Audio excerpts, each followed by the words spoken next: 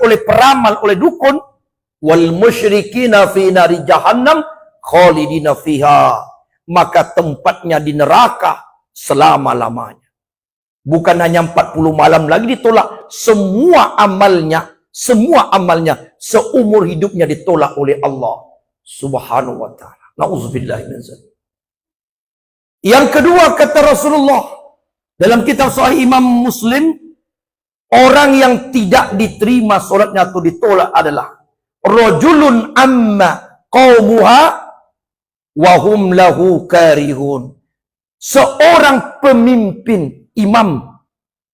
Nah, di sini ulama hadis berbeda pendapat. Amma bisa diartikan pemimpin solat, imam. Bisa juga diartikan pemimpin wa qaumuha, pemimpin kaum. Mulai dari RT, itu pemimpin kaum. Imam juga pemimpin kaum, berjamaah. RW, lurah, camat, sampai wali kota, bupati, gubernur, sampai puncak tertinggi presiden. Wahum lahu karihun, tapi dibenci oleh kaumnya.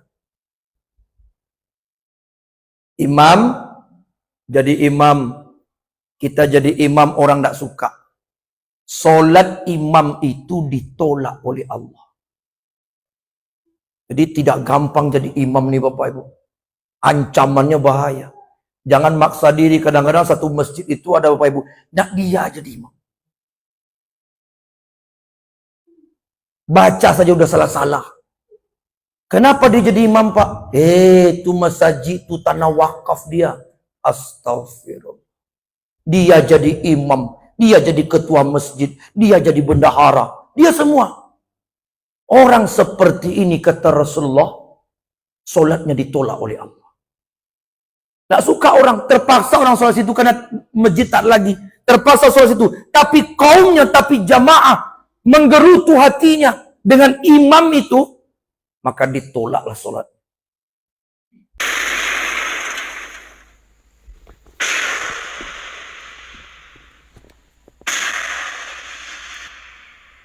Abduhu wa rasuluh la nabiyya ba'dah. Amma ba'du.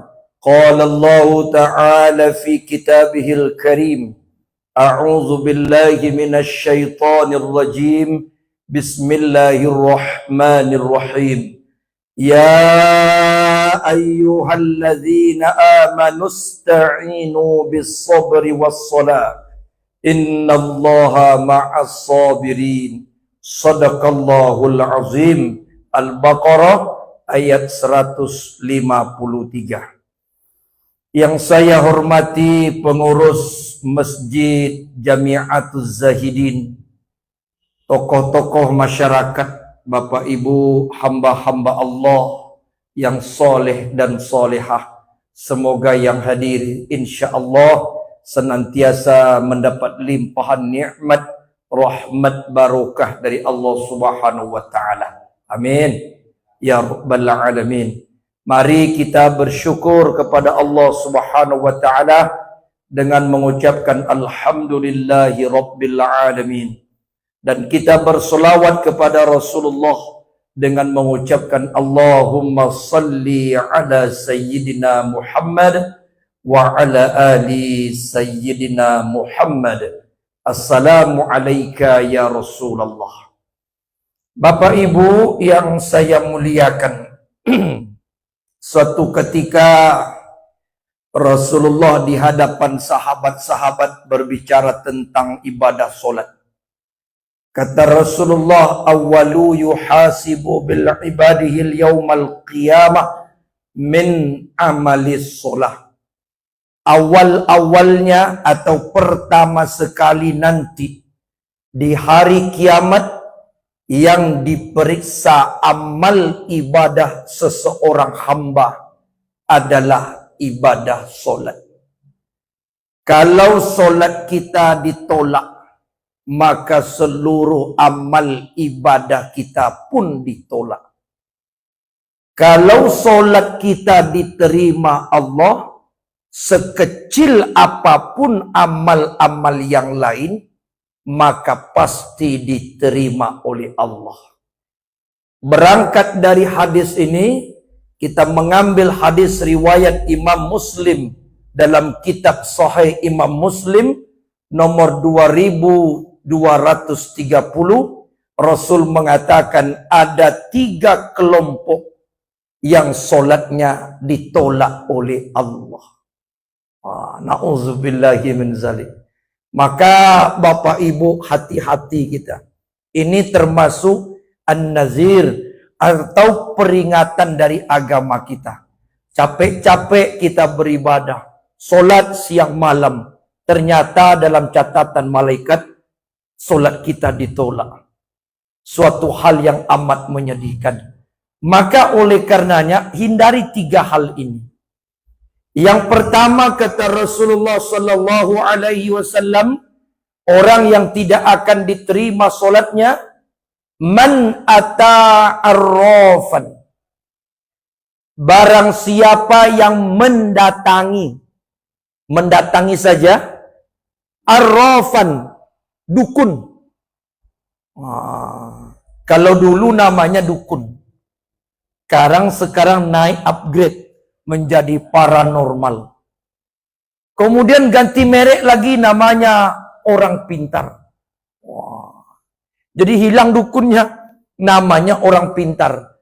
Kenapa diberi pelakat orang pintar? Karena yang datang itu orang bodoh. Iya kan? Karena dia bodoh itulah datang ke dukun. Ngapain dia ke dukun? Kenapa dia datangi peramal? Fasa'alahu an syai'in. Bertanya sesuatu. Ini tanya-tanya aja baru nih. Belum meyakini, baru tanya-tanya saja. Kita ke sana yuk, kurang pintar. Baru mendatangi saja. Lam taqabbalahu ala sholah arba'ina laylah. Maka ditolaklah solatnya arba'ina laylah. 40 malam. Itu baru bertanya. Kami tidak percaya Pak Ustaz, kami hanya tanya-tanya aja. Misalnya. Baru bertanya saja. Bagaimana supaya dagang laris. Baru bertanya saja. Apa yang mesti kami lakukan. Apa jimatnya. Apa pekasiannya. Baru bertanya saja. Bagaimana supaya pangkat kami naik. Bagaimana saya supaya jadi anggota dewan. Bagaimana saya supaya jadi pejabat. Bertanya saja. Maka kata Rasulullah. Semua solatnya selama 40 malam ditolak oleh Allah Subhanahu wa ta'ala. Maka karena itu Allah tawarkan dalam Al-Quran, iyyaka na'budu wa iyyaka nasta'in. Kita solat menyembah Allah, mintalah kepada Allah. Jangan solat kepada Allah, tapi minta sama dukun. Kenapa kata Rasulullah arrafan, tidak tobib? Tobib itu juga artinya dukun. Tapi tidak semua tobib itu dukunnya syarikat. Tidak semua tobib itu berbuat syirik. Ada juga tukang pengobat alternatif, ya, yang dianggap orang kampung dia pandai mengobat. Itu dukun syirik, belum tentu. Maka Rasul menggunakan kata arrafan, para peramal. Menterka-terka masa depan, bagaimana nanti rezeki saya, bagaimana masa depan saya nanti jadi apa. Itu bertanya saja, itu terancam solatnya ditolak oleh Allah. Karena itu Allah mengatakan, ya ayyuhallazina amanu sta'inu bis sabri was shalah. Minta itu kepada Allah. Hasbiyallah wa ni'mal wakil, ni'mal maula wa ni'man nasir. Kenapa minta ke dukun? Memecahkan masalah, dukun saja punya masalah. Ya kan? Minta kaya, dukunnya miskin. Kalaulah dukun itu, Bapak Ibu, ini logikanya. Kalaulah dukun itu tahu cara supaya dagang kita laris, supaya kita bisa kaya, pasti dukunlah orang terkaya di dunia. Kalau dia pandai melipat gandakan duit dan sebagainya, sekarang kan lagi banyak tuh di media sosial menggandakan duit. Nggak mungkin. Itu hanya tipu-tipu saja. Kalau ada orang bisa menggandakan duit, saya rasa di peliharaan negara itu nggak perlu bank pencetak duit lagi. Dia saja bisa menggandakan duit. Dan pasti dialah orang terkaya di dunia. Ternyata orang-orang yang terkaya bukan dari dukun. Rusak akidah kita, nggak masuk di akal. Ancamannya habis amal ibadah solat kita. Kalau solat ditolak, maka zakat, puasa, haji, umroh, zikir kita pun ditolak oleh Allah Subhanahu wa ta'ala. Habislah. Itu baru bertanya. Bagaimana kalau sudah sampai kepada yakin apa yang disampaikan oleh peramal, oleh dukun? Wal musyrikina fi nari jahannam khalidina fiha. Maka tempatnya di neraka selama-lamanya. Bukan hanya 40 malam lagi ditolak. Semua amalnya seumur hidupnya ditolak oleh Allah Subhanahu wa ta'ala. Na'udzubillah min dzalik. Yang kedua kata Rasulullah dalam kitab Sahih Imam Muslim, orang yang tidak diterima solatnya atau ditolak adalah rajulun amma qaumuha wa hum lahu karihun. Seorang pemimpin, imam. Nah, di sini ulama hadis berbeda pendapat. Amma bisa diartikan pemimpin solat, imam. Bisa juga diartikan pemimpin wa qaumuha, pemimpin kaum. Mulai dari RT, itu pemimpin kaum. Imam juga pemimpin kaum, berjamaah. RW, lurah, camat, sampai wali kota, bupati, gubernur, sampai puncak tertinggi presiden. Wahum lahu karihun, tapi dibenci oleh kaumnya. Imam, jadi imam, kita jadi imam orang tidak suka. Solat imam itu ditolak oleh Allah. Jadi tidak gampang jadi imam nih Bapak Ibu. Ancamannya bahaya. Jangan maksa diri, kadang-kadang satu masjid itu ada Bapak Ibu, nak dia jadi imam. Baca saja udah salah-salah. Kenapa dia jadi imam Pak? Itu masjid itu tanah wakaf dia. Astagfirullah. Dia jadi imam, dia jadi ketua masjid, dia jadi bendahara, dia semua. Orang seperti ini kata Rasulullah, solatnya ditolak oleh Allah. Tak suka orang, terpaksa orang solat situ karena masjid tak lagi. Terpaksa solat situ. Tapi kaumnya, tapi jamaah menggerutu hatinya dengan imam itu, maka ditolaklah solat. Bisa juga diartikan pemimpin suatu kaum, RT. Tidak suka masyarakat dengan dia. Dia ngotot juga jadi RT. Solatnya ditolak oleh Allah. RW sampai presiden. Presiden yang dibenci oleh kaumnya, solatnya ditolak oleh Allah. Jadi begitu ancaman dalam Islam. Tidak sembarang jadi pemimpin. Tidak bisa dengan ambisius saja. Kita harus perhatikan juga kaum. Bagaimana kaum. Bagaimana masyarakat, bagaimana rakyat, suka tidak dia? Kalau tak suka, kenapa tak suka?